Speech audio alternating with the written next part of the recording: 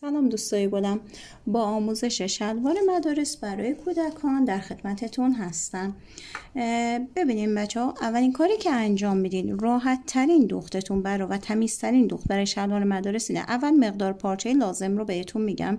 یک قد شلوار به اضافه 10 سانت کافیه برای جا دوخت های کارتون. حالا اگه جسای بچه ها به اندازه بزرگتر، دبیرستانی یا اندازه سایزهای بزرگ هستن، شما 2 قد شلوار لازم دارین.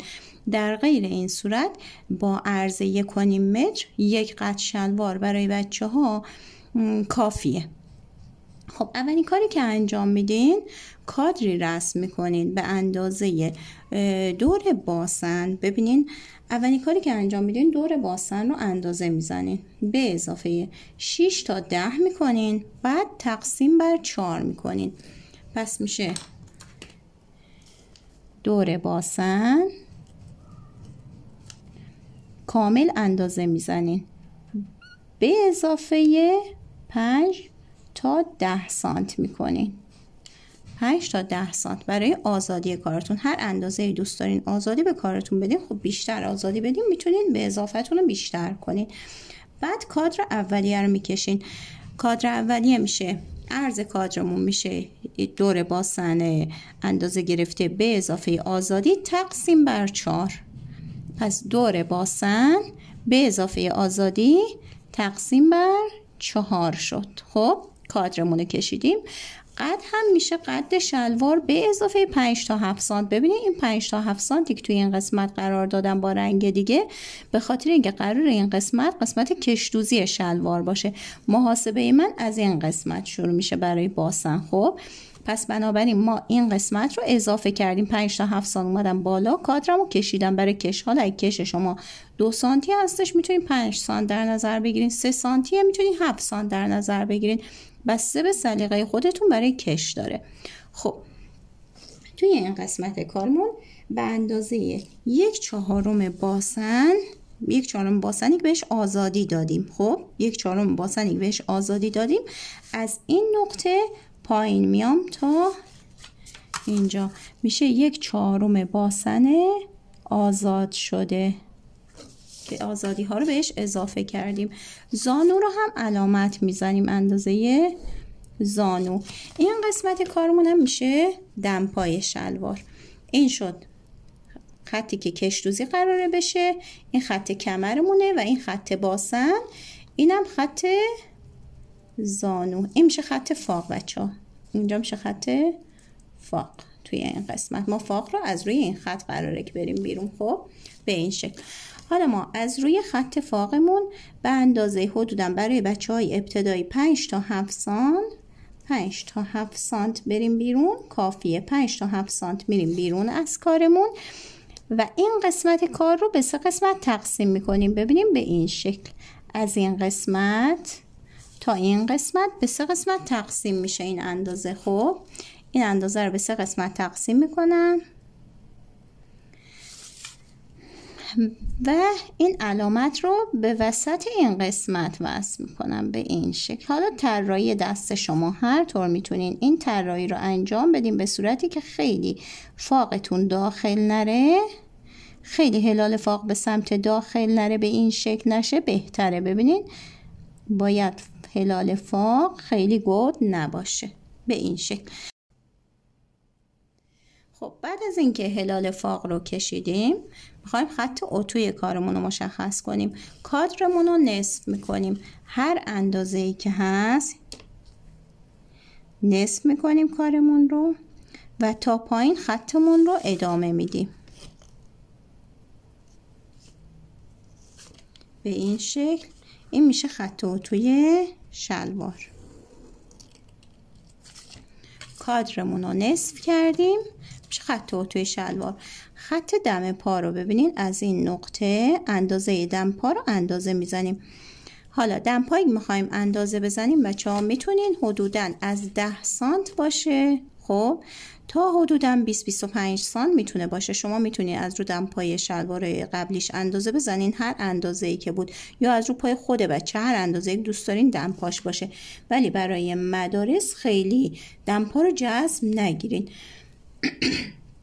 1/4 دمپا میشه به راست و 1/4 دمپا به چپ میاین. از این قسمت ببینین به این شکل 1/4 دمپا به راست و 1/4 دمپا به چپ میاین.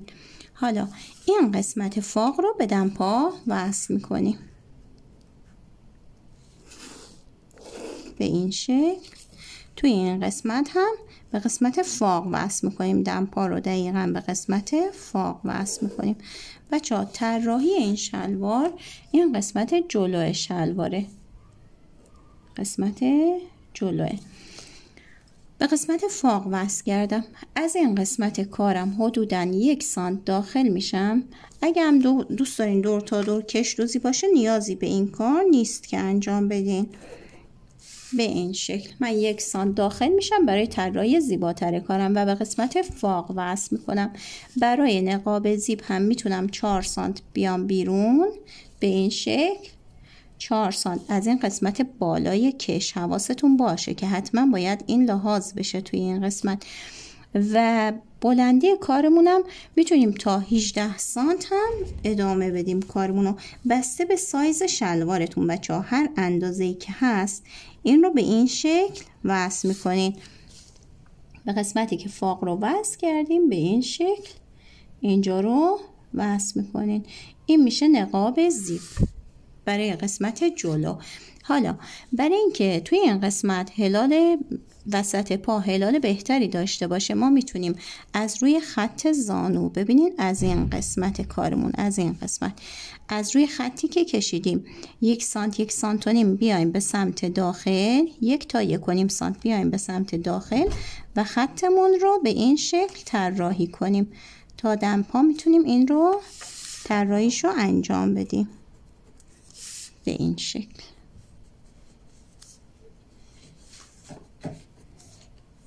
فقط در قسمت وسط پا ما این کار رو انجام میدیم، طراحی این کار رو انجام میدیم. ببینین خطی که قرار قیچی بخوره میشه این خط. این خط برای نقاب زیب، این خط و به این شکل حالت هلال وسط پا و به این شکل خطی که طراحی کردیم اینجا در قسمت پهلو. ببینین روی پارچه قرار میدیم، روی دولای پارچه. خط شلوار ما میشه خط راستای شلوارمون میشه خط اتو.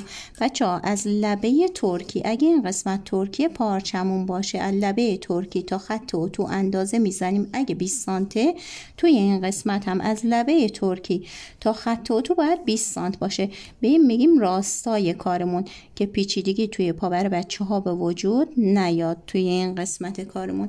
این میشه قسمت جلو. حالا برای قسمت پشت کاری که انجام میدیم تنها تفاوتی داره اینه که این قسمت از کار رو حذف میکنیم. دیگه این قسمت توی کارمون نیست. خطی که قراره که قیچی بخوره میشه این خط از کار ما. ببینین این خط ما به این شکل از اینجا قیچی میخوره.